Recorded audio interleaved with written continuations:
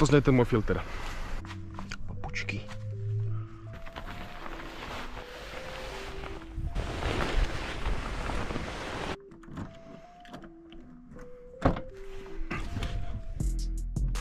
Vidíte, úplný kokot.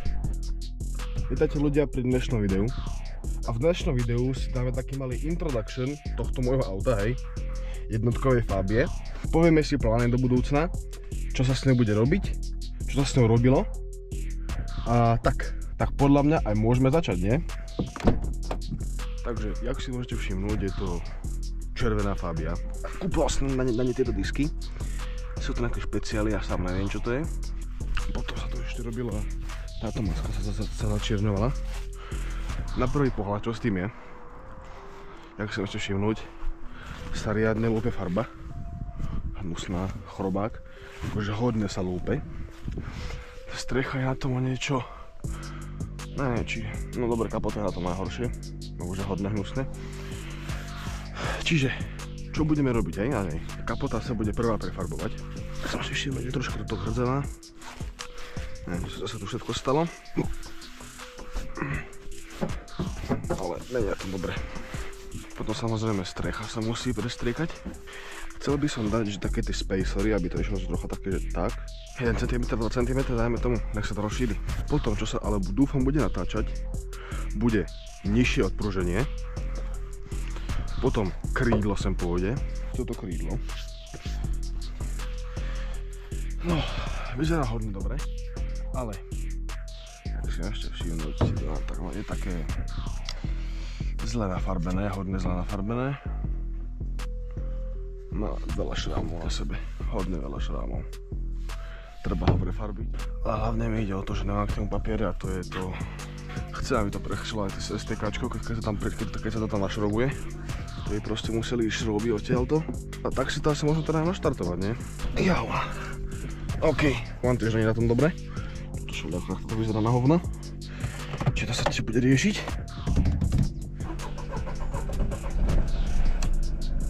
Ale hovno. Toto sa reálne nestáva, že naštartuje na prvý raz.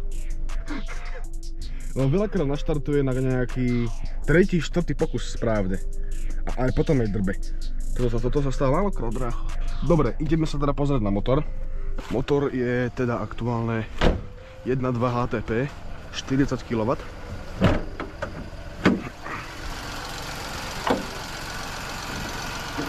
No, poďme si teda, čo sa to zatiaľ robilo na ňom, hej? Na to neskoro nič. Až na túto šišku. Na mojom kanáli nájdete video, jak sme to tam skúšali a testovali. A ešte vtedy som tu dal túto rúru preč. A som si potom neskôr uvedomil, že tá rúra tam dáva studený vzduch. A toto cúca horúci vzduch ešte furt, lebo to nie je žiadna taká brána. Čiže čo je aktuálne môj plán to urobiť? Ja tu nemám hmlovky, čiže vyrezať hmlovky na oboch stranách, dať tam rúru a obe rúry to priveže semka, aby tam dávali vzduch chladný. Čím rýchlejšie sa pôjde, tým viac to bude chladiť ten cold air intake. No. A reálne to bude cold air intake a nie hot air intake. Potom trasuje sa pomerne hodne. Na kamere to možno není vidno, ale silen bloky možno bude treba, ale som si istý. Robila sa to malá generálka pred nejakými 25 000 kilometrami. Rozhodne sa bude robiť video vymieňanie oleja a tak, na 100%. Čo sa ešte teda bude robiť je táto rúra, síce je tu, keď to sem pozrete, nevyzerá, že by tam bola veľká diera na to, aby odtiaľto išlo dostatočne veľa vzduchu semka. Ide tam nejaký vzduch, to rozhodne, ale nejde ho tam toľko, koľko by som chcel. Ukážem vám, jak znie ten filter, hej. Najprv si pozrieme, jak by to malo znieť, to je na 2 HTP, hej, pri malom plyne.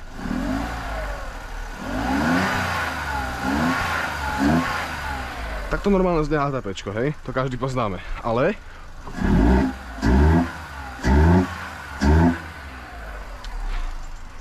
Tak to znie ten môj filter. Čo by som ešte chcel robiť, je dať tam nový nárazník, nejaký GT paket alebo také niečo. RS-ový možno asi skôr nie, ktoré sa mi až tak nelúbi. Ale možno by som tam nehal aj tento základný, ale to ešte neviem. Potom čo tu chcem robiť, je sem dať takto 4 alebo 2 také relí svetla. tak proste dve hella rally svetla, alebo kľudne aj 4, že tu dve a tu ďalšie dve, proste tu dve a tu ďalšie dve, takto. Ešte si môžem ukázať, jak to znie so zavretou kapotou.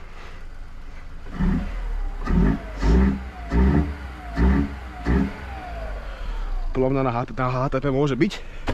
Tak toto ešte znie zvnútra.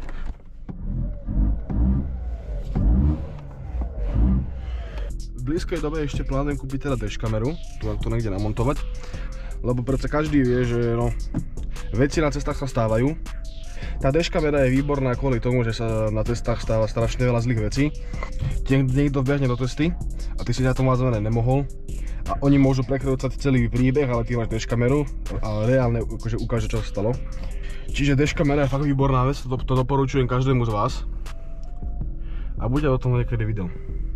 A keby vás zaujímajú videá typu porovnávanie, dajme tomu možno aj nejaké testy, akože rýchlostné testy, jak sa tá auto akože chová na silnici, napíšte do komentárov. A rozhodne ešte na motore budeme robiť že nejaké zvyšovanie výkonu.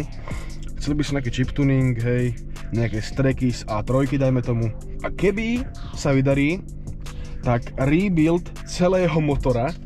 Chcel by som fakt niekedy urobiť video o rebuilde celej 1.2. Akože máte tam lepšie ojnice, lepšie piesty, lepšiu vačkovku, hej. Všetko proste lepšie. Nech to vydrží, nejaký ten výkon, čo do toho chceme dávať. Ale no, chce to najprv náradie, peniaze a taký ten experience, no. Nemôžem to robiť len teraz tak, že vyťahnem motor a idem sa do toho pustiť. Ne.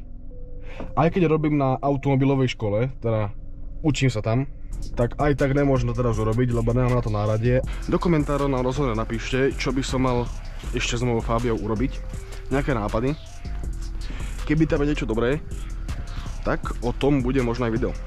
A toto je asi koniec videa. Ďakujeme, že ste sledovali a vidíme sa na budúce.